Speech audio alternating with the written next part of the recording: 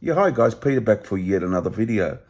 I'm going to do an album review today. I'm going to do Kiss. I'm going to do Dress to Kill. Really an early album I heard from Kiss when I was quite young, actually, many years ago in the 70s. And I have reviewed it on this channel, but quite a long time ago. So I just wanted to do an update, and I just wanted to mention a few things, extra things about the album which have happened recently. So I'll do that now. What happened recently is they have released this as a 50th anniversary box set, a CD, a CD box set with all that paraphernalia and old posters, and there's a big, lovely, what do you call it, hardback book about the album, pictures, photos, and information on the album. It looks pretty nice. I've heard some people have done unboxings of it. There's like surround sound version, Blu-ray and all that sort of thing in there. That's the CD box, and there's also, you can get it in a vinyl box if you just want vinyl, an all vinyl box. And it's got, the extras have got demos and a couple of shows from back in the time released in that box set. So there's two versions, the vinyl box and the CD box. But they're a bit pricey. I don't think I'll partake in it, but it's what, if you have the money to do it, it looks like a very worthy addition to the collection. I just have on this, I have the 1997 CD and remaster and the reissued vinyl. I had the original pressing back in the day though. Yeah, so that's just some extra information. Now going on to the album, this album was released on the 19th of March 1975. So that's, as I said, like 50 years or so. Third studio album, 10 tracks. So the original band is on this album, of course. Gene Simmons, Paul Stanley, Ace Frehley, and Peter Criss. Third studio album, produced by Neil Bogart, who was their manager at the time, or is at Casablanca Records, which the album, the label that the album is under. So produced by him and Kiss. 30 minutes in length. Now 10 tracks. So, not a long album, but back in the day, albums were 35 to 40, around there, even less. So, but quite a short album, even for back then. Two singles, Rock and Roll Night and Come On and Love Me. Now, the only chart action they got was Rock and Roll Night, which was number 68. But they did release it later on the live album, Alive, the next album. So the album was recorded in Electric Lady Studios in New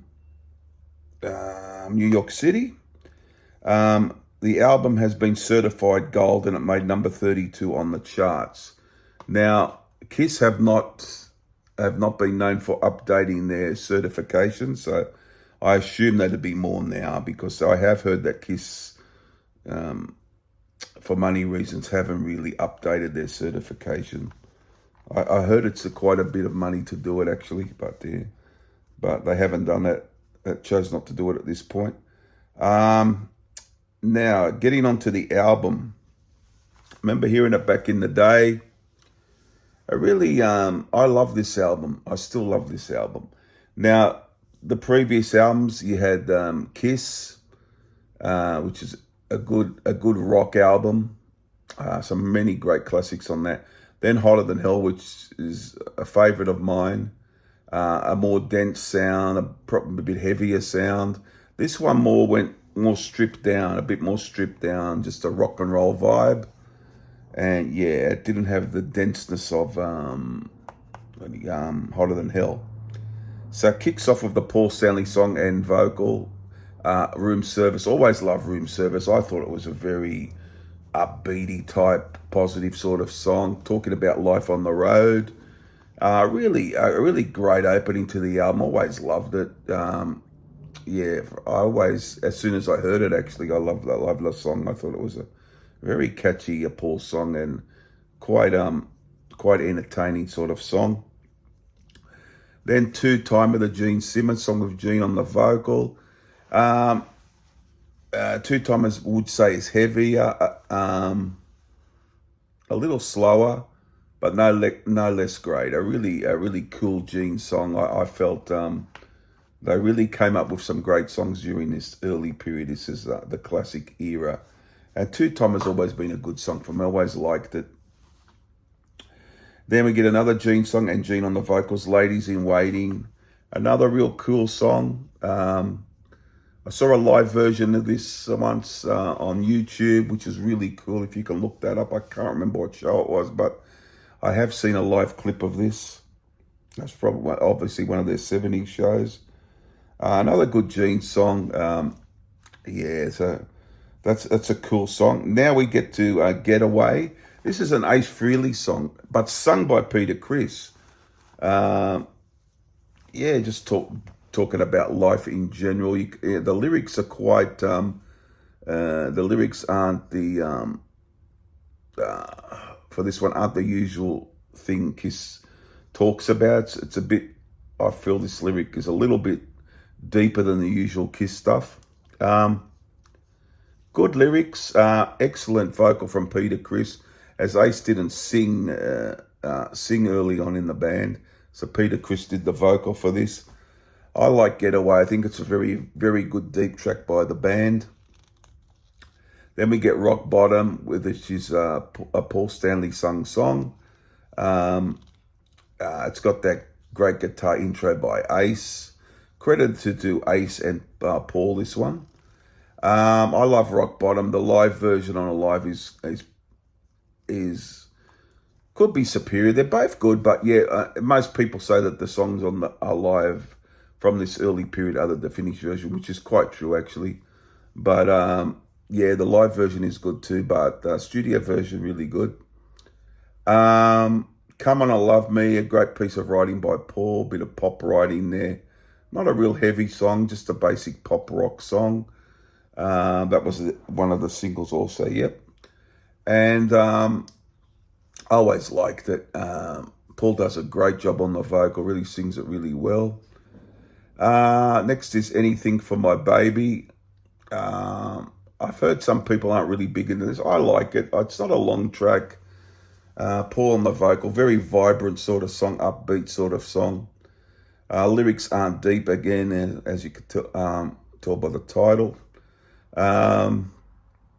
But that's what Kiss was about. It's all about fun and talking about life and having a good time. That's what Kiss are about. Basically, when you look at their bit of a party sort of band, really, and that's what I liked about them early in the piece.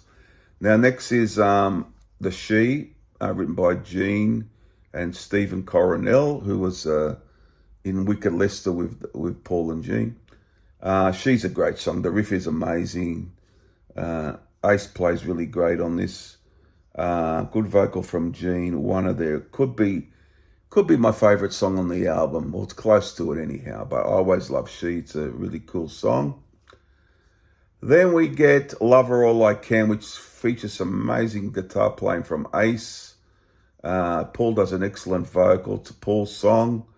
Really good song, really good deep cut, bit underappreciated song, not talked about that much, but I always liked Love Her All I Can. I think it's a fine song. Then we got Rock Her All Night, great song of course, but the ultimate version is on a live, which this version's good, but the live version blows it out of the water in every way. And that was a bigger song. I think it made it to number 12 on the US charts, the live version. Then the studio version only made 68. So they got a big hit with the live version from Alive. The band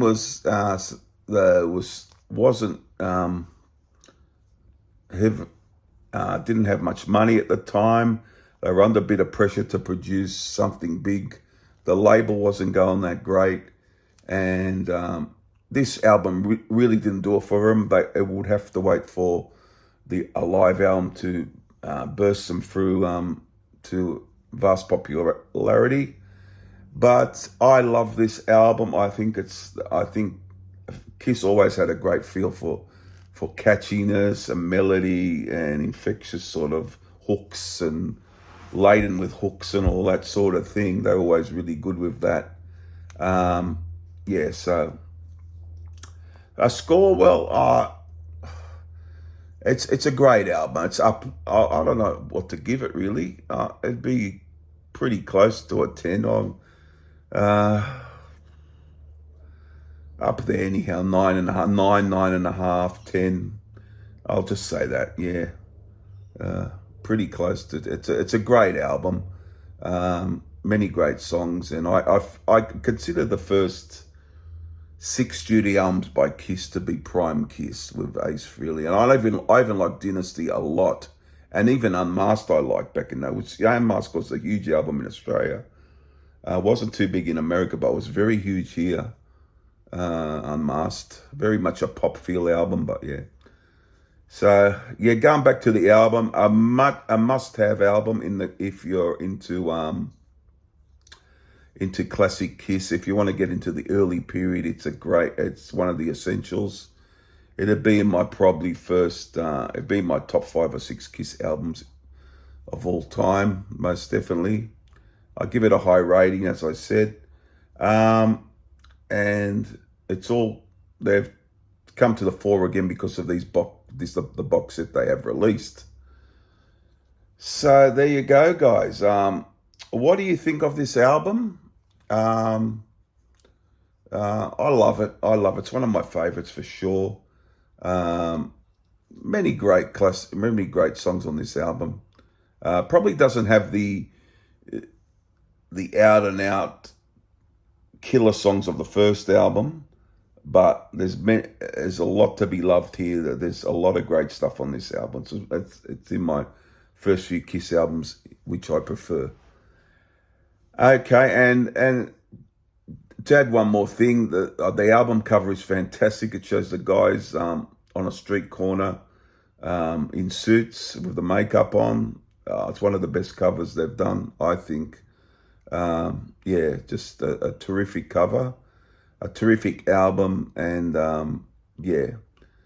But as I said, wasn't greatly received at the time. It didn't do that much, but when I first heard it, I always loved it, so that's why I give it quite a high rating.